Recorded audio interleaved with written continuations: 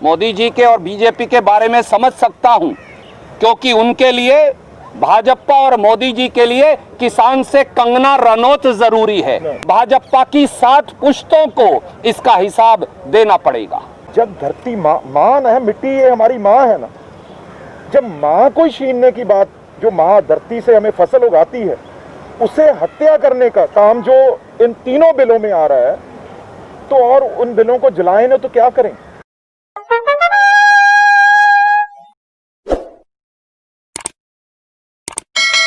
बहुत संक्षिप्त में मैं ये कहूँगा, निरंकुश से निरंकुश शासक भी अपने जन्मदिन पर तो उदार हृदय व्यवहार करता है। मोदी जी शायद दुनिया के और हिंदुस्तान के 73 साल के इतिहास में पहले ऐसे शासक हैं जिन्होंने अपने 70वें जन्मदिन पर हिंदुस्तान के किसान और खेत मजदूर की आजीविका छीन ली। ये 2 कानून आज और 1 कानून जो पहले लेकर आए हैं, ये 3 कानून देश की हरित क्रांति पर मोदी सरकार का हमला है। ये एक घिनौनी साजिश है खेत और खलिहान को, पूंजीपतियों को गिरवी रखने की। ये एक घिनौनी साजिश है किसान को अपने खेत में मजदूर बना देने की, मजदूर की रोटी छीन लेने की, मंडी के व्यापारी और दुकानदार और मजदूर का व्यवसाय और आजीविका छीन लेने की। आज मोदी सरकार ने 73 साल बाद देश की आज़ादी के एक क्रूर काला अध्याय देश के खेत और खलिहान के लिए लिखा है, और उसका विरोध कांग्रेस पार्टी और किसान, देश का 62 करोड़ किसान, 250 किसान संगठन देश की सड़कों पर कर रहे हैं, पिट रहे हैं, मार सह रहे हैं, धरना और प्रदर्शन कर रहे हैं।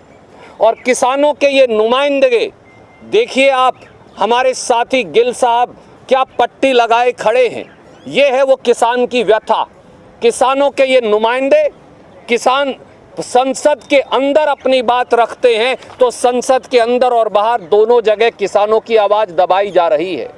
10 बड़े एतराज़ात हमारे साथियों ने रखे हैं, उनमें से कुछ मैं एक लाइन में कहूँगा, और फिर अमर सिंह जी जो किसान भी हैं और FCI के पूर्व प्रमुख भी, वो अपनी बात कहेंगे।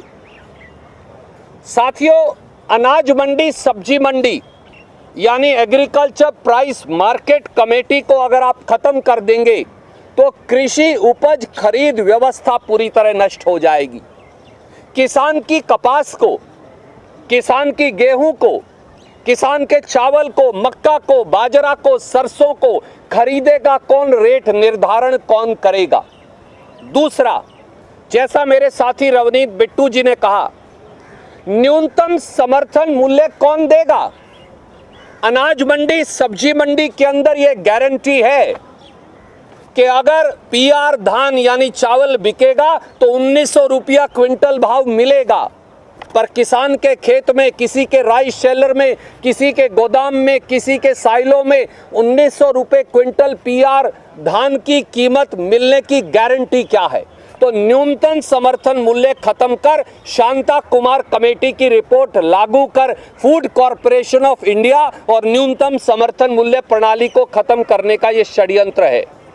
तीसरा, मोदी सरकार का ये दावा कि कोई किसान कहीं भी फसल बेच सकता है, ये झूठ है। आज भी किसान चाहे देश के किसी कोने में फसल बेच सकता है, पर नरेंद्र तोमर जी के पास तो अगर आप इलेक्शन एफिडेविट उठाएं तो उनका स्टेटस सोशल वर्कर है और खेती की जमीन के नाम पर नील लिखा है, नील लिखा है। देश के कृषि मंत्री के पास 1 इंच कृषि भूमि नहीं, देश के प्रधानमंत्री के पास 1 इंच कृषि भूमि नहीं। वो क्या जाने कि एग्रीकल्चर सेंसस 2015-16 के मुताबिक 86.2% किसान 5 एकड़ से कम 2 एकड़ भूमि का मालिक है।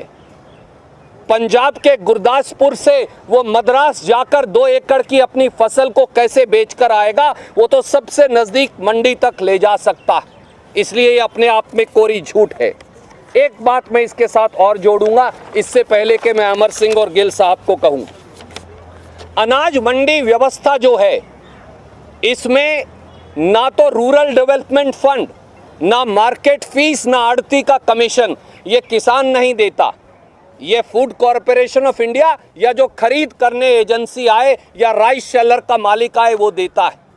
इस पैसे का इस्तेमाल कहाँ होता है? इस पैसे का इस्तेमाल, जैसा मेरे साथी ने कहा, 70,000 किलोमीटर अगर ग्रामीण सड़क पंजाब ने बनाई तो इसी से बनाई। केवल अगर मैं एक छोटा सा उदाहरण दूं, 127 लाख टन गेहूं पंजाब ने इस सीजन में खरीदा। उस 127 लाख टन गेहूं से 613 करोड़ मार्केट फीस पंजाब के मंडी बोर्ड को मिली और 613 करोड़ रूरल डेवलपमेंट फंड मिला, 316 करोड़ आड़तियों को कमीशन मिला। मोदी जी ये सारा पैसा बचाना चाहते हैं और 1 और 1.5 लाख करोड़ के लिए करोड़ों किसानों की आजीविका छीनना चाहते हैं। तरक्की कहां से होगी?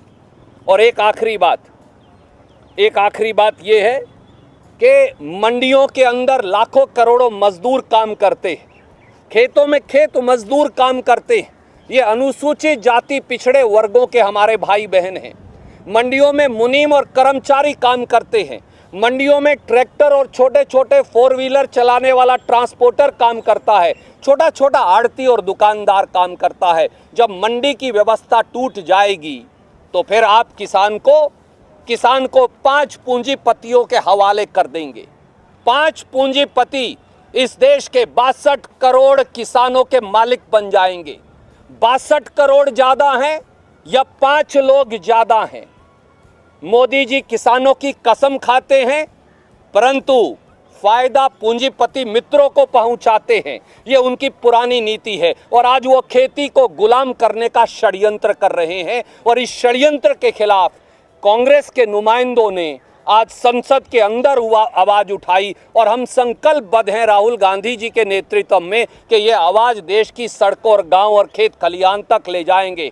पहले भी जब भूमि का उचित मुआवजा कानून अध्यादेश लेकर आए थे तो इसी प्रकार के नकारात्मक आर्ग्यूमेंट दिए थे, तब भी राहुल गांधी जी कांग्रेस ने उन्हें हराया था। एक बार फिर कांग्रेस और किसान मिलकर मोदी सरकार के कुशासन को हराएंगे, हमें ऐसी उम्मीद है। बहुत संक्षिप्त में अमर सिंह जी, क्योंकि उन्हें बहुत तजर्बा है किसान और एफसीआई के मुखिया के तौर पर, वो 2 मिनट में अपनी बात जोड़ेंगे और फिर हम सवाल लेंगे। धन्यवाद सुरजेवाला जी। मेरे साथी बहुत सारी बातें बोल चुके हैं, तो इसलिए मैं समझता हूं कि मैं उसको रिपीट ना करूं। मैं सिर्फ ये बताना चाहता हूं कि जो आज भी एमएसपी मिल रहा है वो पंजाब, हरियाणा, छत्तीसगढ़ में पैडी का, आंध्रा में पैडी का, मध्य प्रदेश में वीट का और फिर उड़ीसा में थोड़ा सा पैडी का मिलता है। सारे हिंदुस्तान में अगर फसल को लिया जाए तो 15 से 20% फसल का एमएसपी मिलता है। इनको तकलीफ क्या है, मैं उस पे आना चाहता हूं सीधा कि इनकी तकलीफ क्या है। इनकी तकलीफ ये है कि ये जो वर्ल्ड ट्रेड ऑर्गेनाइजेशन है, जो विश्व व्यापार संगठन है, ये मोदी जी और इनकी सरकार उनके प्रेशर में है। WTO 4 बातें कहता है। वो कहता है एग्रीकल्चर सब्सिडी बंद करो, पब्लिक प्रोक्योरमेंट बंद करो, ये जो स्टॉक लिमिट लगाई है वो बंद करो, और वो कहता है कि ये जो आप एक्सपोर्ट पे बैन लगा देते हो वो बंद करो। इन्होंने आते ही शांता कुमार कमेटी बनाई 2014 में। मित्रों, शांता कुमार कमेटी की रिकमेंडेशन देख लो। अगर एग्जैक्टली विश्व व्यापार संगठन के साथ फिट नहीं होती तो मेरे को कह देना कि आप झूठ बोल के चले गए। वही सारी के एफसीआई को ख़त्म करो, पब्लिक प्रोक्योरमेंट कम करो, प्राइवेट को करो, सेंट्रल स्टॉकिंग ना करो, ये सारी रिकमेंडेशन जो वो कह रहे हैं, और सब्सिडी कम करो। एफसीआई का और एग्रीकल्चर का सब्सिडी, ये लिखा हुआ है, आप देख लीजिए 2015 की रिपोर्ट। ये इन्होंने इसके पहले भी 2 एक्सपेरिमेंट हो चुके हैं। 2002 में जब एनडीए की सरकार थी, मित्रों नेट पे अभी जाओगे तो मिल जाएगा, इन्होंने स्टॉक लिमिट खत्म करी थी। स्टॉक लिमिट जब वाजपेयी जी की सरकार थी तो इन्होंने खत्म कर दी थी, व्यापारियों को खुला छूट दे दी थी। और हालत ये हुई कि 2-3 साल में मुल्क में कोई फूड सिक्योरिटी के लिए जो बफर स्टॉक है उससे भी आधा बच गया था। क्योंकि दिक्कत क्या है कि प्राइवेट आदमी के स्टॉक की कोई रिकॉर्ड नहीं है हिंदुस्तान में, वो उसके पास कितना चला गया कोई रिकॉर्ड नहीं है। तो हमको 5.5 मिलियन टन हमको इंपोर्ट करना पड़ा था 2005 में, जाओ रिकॉर्ड देख लो। ये वही हालत लाना चाहते हैं हम मुल्क की कि यहाँ चाहे प्रोड्यूस होगा लेकिन जाएगा कहीं और, क्योंकि वो तो इनके मित्र कर सकते हैं, अडानी अंबानी जब बड़े लोग कर सकते हैं। दूसरी बात, ये जो बोल रहे हैं कि इससे किसान को बहुत फ़ायदा होगा, मैं फैक्चुअल बात कर रहा हूँ। इनकी अपनी सरकार है एनडीए की, बिहार में 2005 से सरकार है ना, 2006 में नीतीश कुमार जी ने जो एपीएमसी एक्ट है वो हटा दिया था, जो एग्रीकल्चर प्रोड्यूस मार्केटिंग जो एक्ट है वो हटा दिया था। बिहार की हालत वो आज जाके देखो 2019 में उसकी स्टडी करी गई, national council of agriculture research ने रिपोर्ट, अगेन वो वेबसाइट पे है, उसका देखो कि ना कोई प्राइवेट इन्वेस्टमेंट आया, ना एमएसपी मिली, किसान की हालत बद से बदतर हो गई। ये तो झूठ बोलने के माहिर हैं, इन्होंने किसानी खत्म करनी है अपने मित्रों को। ये बहुत बड़ा सेक्टर है, इसमें लाखों करोड़ का धंधा है एग्रीकल्चर, ये सिर्फ और सिर्फ। और उसका दूसरा जो एसेंशियल कमोडिटी एक्ट किया है, कभी कोई सरकार ये लिखती है कि अगर 100 रुपए की चीज़ हो, जब तक वो 200 रुपए की नहीं हो जाएगी तो तब हम कार्रवाई नहीं करेंगे। वो एक्ट में लिखा है कि सब्जियां और फल जब तक डबल प्राइस ना हो जाए सरकार इंटरवीन नहीं करेगी, और फूड ग्रेन जब तक 50% ना हो जाते।